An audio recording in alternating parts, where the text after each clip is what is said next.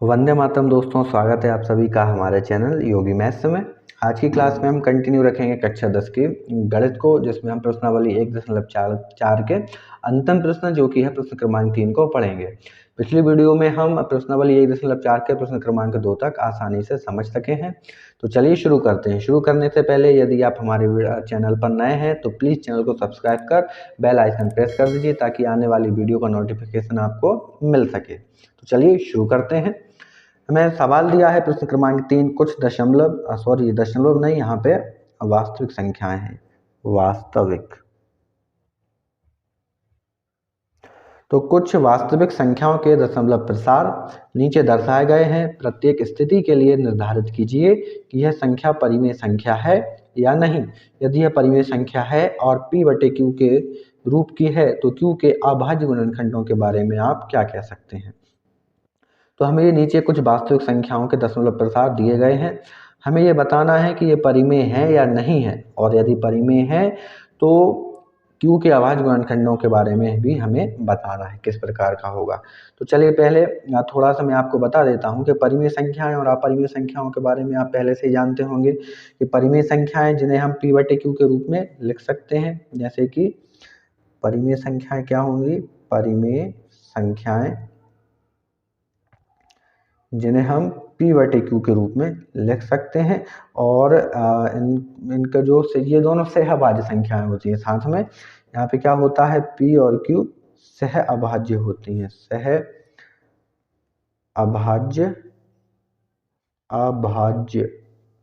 हैं, सहअभाज्य होती हैं। ठीक है, तो ये तो परिमेय संख्या का हो गया। अब हमें इनमें बताना है क्या इनमें ये जो संख्याएं हमें दी गई हैं इनमें कौन परिमेय है और कौन अपरिमेय संख्याएं हैं। तो चलिए देख लेते हैं। पहले तो हम ये देख लेते हैं इनका जो दशमलव प्रसार है वो शांत है या अशांत आवर्ती है या अशांत अनावर्ती है। तो इसको करने के पहले देखिए, जैसे कि हमें पहला सवाल दिया है, लिख लेते हैं हम यहाँ पर। नंबर 1, 43.1, 2, 3, 4, 5, 6, 7, 8, 9 ये हमें सवाल दिया है। अब ये इसका जो दशमलव प्रसार है वो शांत है या अशांत है। तो इसका दशमलव प्रसार है, देखिए शांत है, क्योंकि दशमलव के 9 अंक के बाद इसका जो शेषफल है वो शून्य हो गया है, क्योंकि आगे कोई संख्या नहीं लिखी है, ना ही कोई डेड डैश है, ना इसके ऊपर कोई बार लगा है।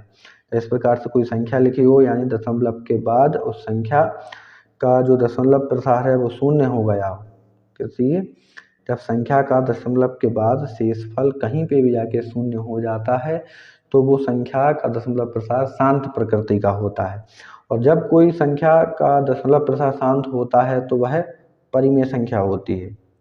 तो वह परिमेय संख्या होती है और उसको हम p/q के रूप में लिख सकते हैं। अब ये परिमेय संख्या हो गई है, इसको हम p/q के रूप में लिख सकते हैं। तो q के अभाज्य गुणनखंड क्या होंगे, q के अभाज्य गुणनखंड किस रूप के होंगे, q के अभाज्य गुणनखंड हमने पिछले प्रश्न में देखा था, जब कोई परिमेय संख्या थी तो उसका जो अभाज्य गुणनखंड वो 2 की घात m गुणा 5 की घात n के रूप का होता था, रूप का होगा। तो q के जो अभाज्य गुणनखंड होंगे वो 2 की घात m गुणा 5 की घात n के रूप के होंगे।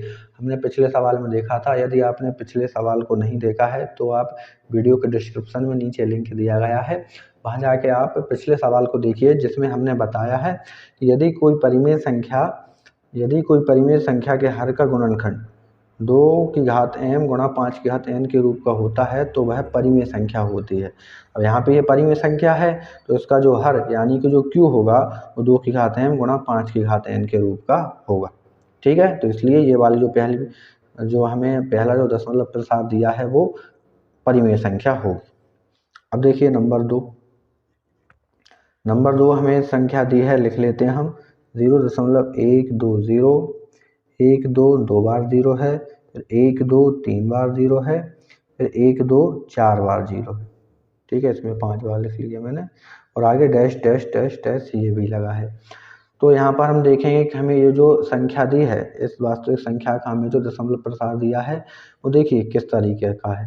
0.120, फिर 1200 है, फिर 1200 है, फिर 12 फुल टाइम 0 है।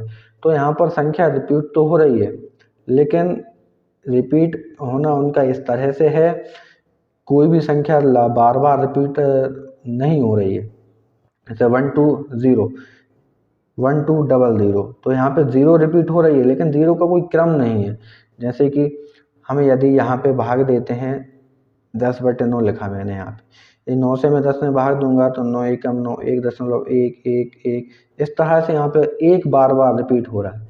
यदि यहाँ पे कोई संख्या रिपीट होती तो कैसे रिपीट होती, या तो 120, फिर से 120 आ जाता, फिर से 120 आ जाता, लेकिन इस तरीके से नहीं है। यहाँ पे 120 है, फिर 1 2 के बाद 00 है, फिर 1 2 के बाद 3 बार 0 है, तो इसको हम रिपीट होना नहीं बोलेंगे। यहाँ पर यदि रिपीट होना होता तो इस तरीके का होता, 120, फिर 120, फिर 120, इस तरीके का होता। तो यहाँ पे जब आगे भी ये हम भाग देंगे तो आगे भी क्या होगा, 1 2, अभी 4 बार 0 आया है, फिर 1 2 5 बार 0 आ जाता, फिर और आगे इसको हम सॉल्व करते तो 1 2 के बाद फिर 6 बार 0 आ जाता, इस तरीके से। तो जब इस तरीके का दशमलव प्रसार होता है तो दशमलव प्रसार ये किस रूप का होता है, अशांत अनावर्ती रूप का, अशांत अनावर्ती रूप का। और जब किसी संख्या का दशमलव प्रसार अनवसानी अनावर्ती या अशांत अनावर्ती रूप का होता है तो वह अपरिमेय संख्या होती है, तो वह अपरिमेय संख्या होती है।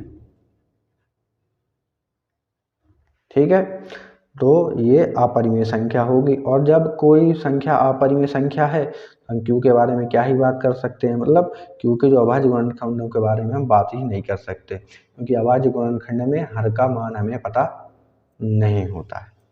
ठीक है, चलिए आ जाते हैं नंबर 3 पर। नंबर 3 में हमें दिया है 43.1 2 3 4 5 6 7 8 9, और इस पूरे के ऊपर खिंचा है बार या एक डंडा। इस डंडा को हम बोलते हैं बार। इस बार का मतलब ये होता है कि जितनी संख्याओं के ऊपर ये बार लगा होता है उतनी ही संख्याएं यहाँ आगे फिर से रिपीट होने लगती हैं।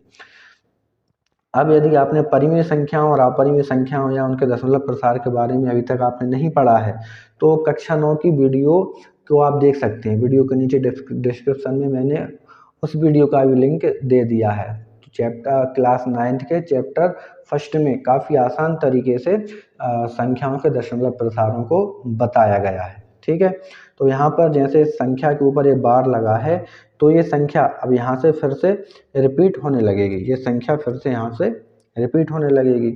तो जब हम किसी संख्या में भाग देते हैं और किसी अंक के बाद वही संख्या वापस से रिपीट होने लगती है, तब वह प्रसार दशमलव प्रसार अशांत आवर्ती रूप का होता है, अशांत आवर्ती रूप का होता है।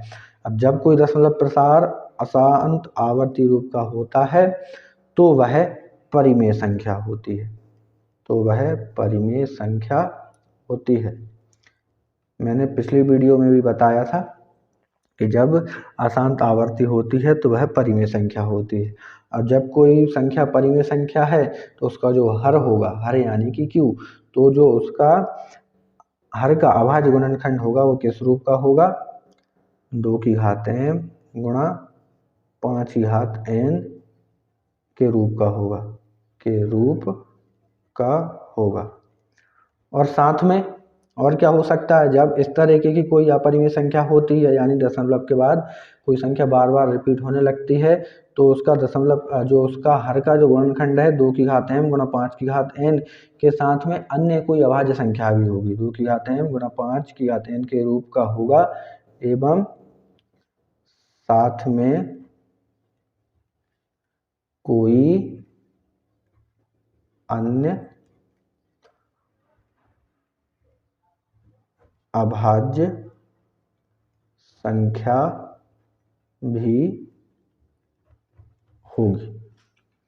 ठीक है, तो ये इस तरीके से ये वाला सवाल हो जाएगा। तो यहाँ पे ये वाला जो सवाल है तीसरा वाला, ये एक परिमेय संख्या है और इसके यदि हम क्यू की यानी हर की बात करें तो हर का गुणनखंड 2 की घात 5 गुणा 5 की घात n के साथ में अन्य कोई और भी गुणनखंड होगा जो कि एक अभाज्य संख्या होगी। ठीक है, तो ये हो गया हमारा प्रश्नावली 1.4 का अंतिम प्रश्न। तो इस क्लास में जाके हमारी जो प्रश्नावली 1.4 है इसके सारे सवाल कंप्लीट हो गए हैं। साथ ही एक प्रश्नावली 1.4 के साथ में जो पहला चैप्टर है ये भी हमने कंप्लीट कर लिया है। आपने इस चैप्टर के पिछले वीडियोस को नहीं देखा है तो वीडियो के डिस्क्रिप्शन में लिंक दी है, वहाँ जाकर आप पिछले पूरे वीडियोस को देख सकते हैं और सभी प्रश्नावली के सभी सवालों को बिल्कुल आसानी से समझ सकते हैं। तो चलिए, अब यदि आपको वीडियो पसंद आया है तो वीडियो को लाइक कर दीजिए और अपने फ्रेंड्स के साथ शेयर कर दीजिए ताकि वह भी इस वीडियो को देखकर सभी सवालों को आसानी से समझ सकें। अगली वीडियो में हम पढ़ेंगे अगले चैप्टर को काफ़ी आसान तरीके से। तब तक के लिए धन्यवाद।